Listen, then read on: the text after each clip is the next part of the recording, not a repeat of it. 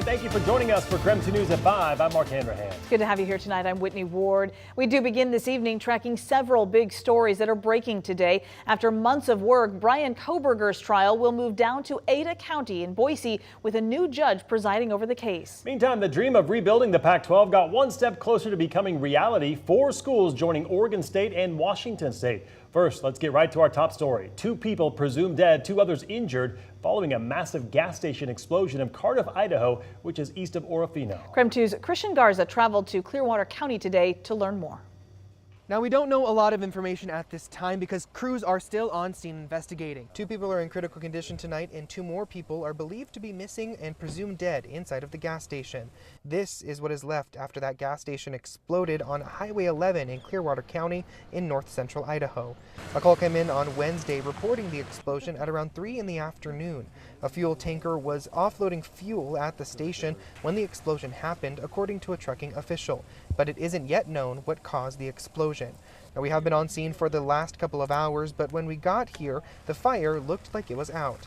Multiple agencies are on scene at this time investigating, including the Idaho State Fire Marshal's Office and the Alcohol, Tobacco, and Firearms agents. Clearwater County Sheriff's Office says that the 2 people burned were transported by helicopter to a Seattle hospital and are in critical condition. As we mentioned, it's believed that there may be more people inside of the building as well. We'll keep monitoring the story as it develops and bring you the very latest. In Clearwater County, Christian Garza, KREM 2 News. Also tonight, we now know what caused that massive fire at the Wolf Lodge that destroyed the restaurant. The Idaho State Fire Marshal's Office says grease accumulation is to blame for the fire. The investigation showed that a breach in the flue pipe above the kitchen's wood-fired grill allowed grease to accumulate in the piping that went up into the attic. When the grease ignited, it spread to the rest of the building. The fire was ruled accidental. The State Fire Marshal is encouraging other businesses to update all of their cooking equipment through a reputable contractor. The only person hurt in the fire was the assistant manager. That person suffered second-degree burns.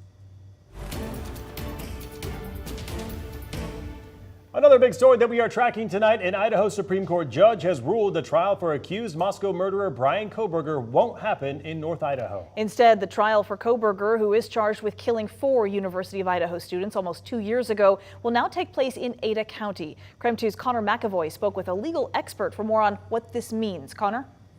Mark, Whitney, the new trial location in Boise is 300 miles away from where the crime occurred. This new ruling means all future proceedings in the case will be held in the Ada County Courthouse under 4th District Judge Stephen Hippler. This is something Koberger's defense team has been asking for since January.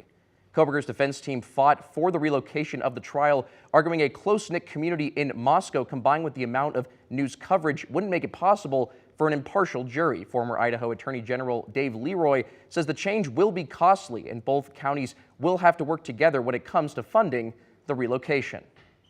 Every individual juror who ultimately sits in this case will have to assure the court that they are open, unbiased, will decide the case solely on the evidence that's presented in the courtroom. That will be easier to do in Ada County than it would be in Latah County. He also says he's in support of the trial relocation, saying the amount of publicity in a small community such as Moscow could affect the validity in this case. The judge noted the new location has protected routes for witnesses to enter and leave the courtroom. Last year, Koberger opted to stand silent when asked to enter a plea in the case, and that led to a not guilty plea entered on his behalf by the judge. Koberger's arrest occurred 6 weeks after the killings. The trial date is set for June of 2025. In studio, Connor McAvoy, KREM 2 News. All right, Connor, thank you very much.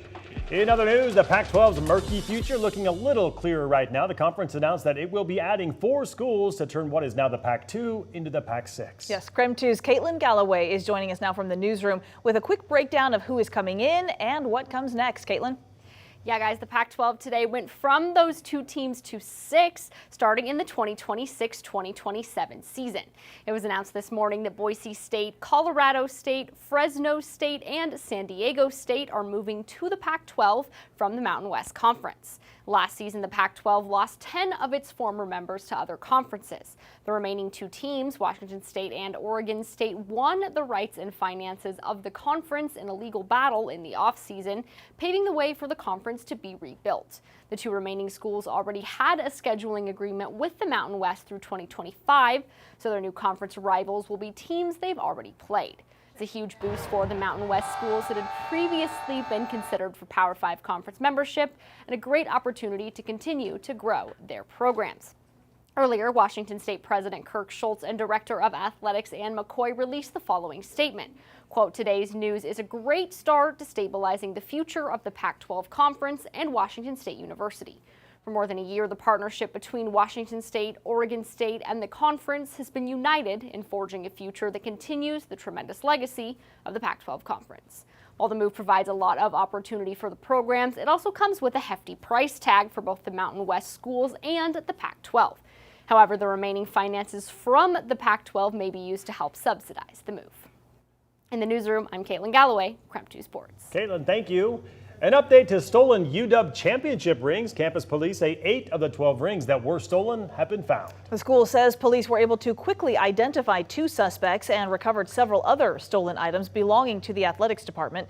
UW police are still asking the public for help, though, to find the last 4 missing rings. All right, let's take a break from the headlines and check in on that much cooler forecast taking over right here in the inland Northwest. Yeah, let's send it over to our chief meteorologist, Jeremy Legoo, with how the next several days and the weekend are shaping up. It's Thursday, so we can talk the weekend, and the weekend is looking a lot like today and yesterday. Seriously. 72 degrees right now. 72 can feel both hot and cold. It seriously can. It's one of those magic numbers. The reason being a little bit of cloud cover and a little wind. You'll start to feel the bite of it. You get sunshine, 72. It feels hot. It's a bit of a swelter, but it's not 72 everywhere. It's 71 in Deer Park. No, I'm kidding. Check out Sandpoint and Coeur d'Alene and even Moscow. Temperatures in the 50s or even low 60s in some of those places because you're much closer or under some of that rain. That rain is going to linger a bit longer. It's not moving quick, and nor is the storm creating it. It sits in southern Montana, and with all of that moisture wrapping around it, don't expect the rain to be heavy at all, but expect it to just last and then eventually dissipate tonight. The longer it takes to leave, the longer it takes for us to see breaks in those clouds. So if you're out in central Washington, you have some clear skies, just take a peek off to the north. You're off to the north and you get some clear skies. Just look up. You might have a chance of seeing the aurora overnight.